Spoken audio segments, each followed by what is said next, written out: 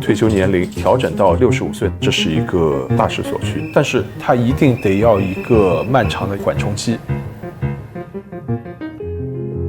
我们在香港啊，在日本啊，经常会看到开出租车的老年人，70岁、80岁，越是发达地区，它的出生率就是越低，它预期寿命也长，退休年龄呢越是要高一点。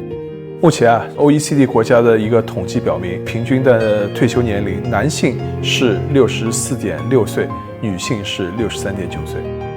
我们中国现在的退休年龄是1950年代提出的。随着这个中国人口的老龄化，延迟退休是早晚的一个事情。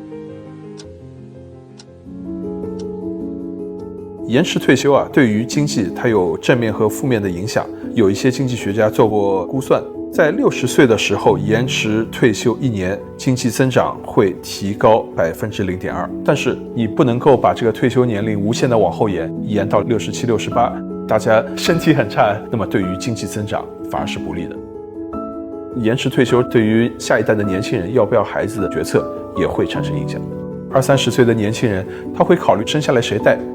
有些学者啊做过这样的研究，假如退休年龄延迟1年，会导致人口生育率会下降0.05%，老年人隔代抚养的时间下降0.9年。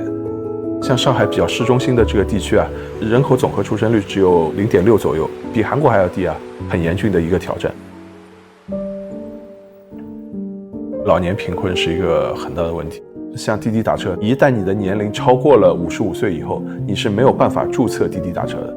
有些企业它在招聘的时候需要年龄在35岁以下、40岁以下，招募年轻人把它压榨到35岁，然后就被淘汰。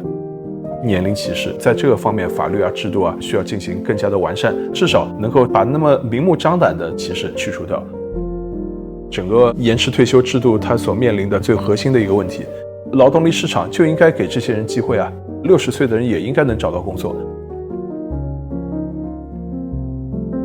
劳动经济学里面短缺和过剩是并存的。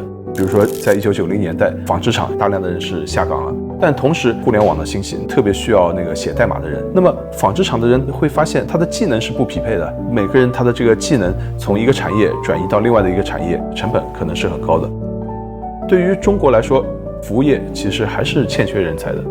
怎么照顾老年人，提高老年人的生活品质，越是这样的一些照护性的工作，它越是难以被 AI 给取代。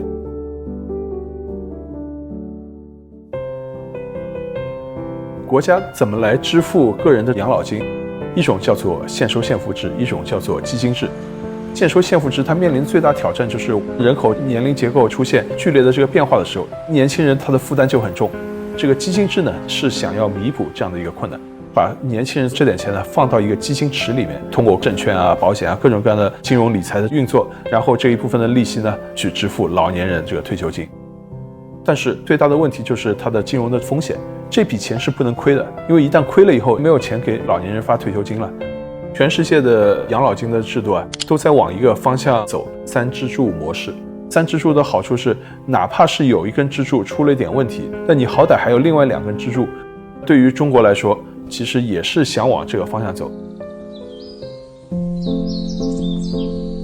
弹性退休制度是指有些人愿意更早就开始拿，可以拿得低一点；有些人愿意我晚一点开始拿，但是我拿得高一点。延迟退休它一定得要一个漫长缓冲期，采用小步逐步改进的这个方式。相应的改革配套的制度需要我们更深的讨论。比如说，一旦老人不能够在家庭里面，到底谁给小孩做饭？对于育儿社会化的工作，需要更多的社会的支持。我们未来退休时候我们要面临的这个挑战，可能是我们上一代人从来没有想过的这个问题。比如说，能不能更好的适应 AI 啊？怎么样处理心理的问题、孤独的问题、陪伴的问题？每一代人都必须重新思考自己的养老问题。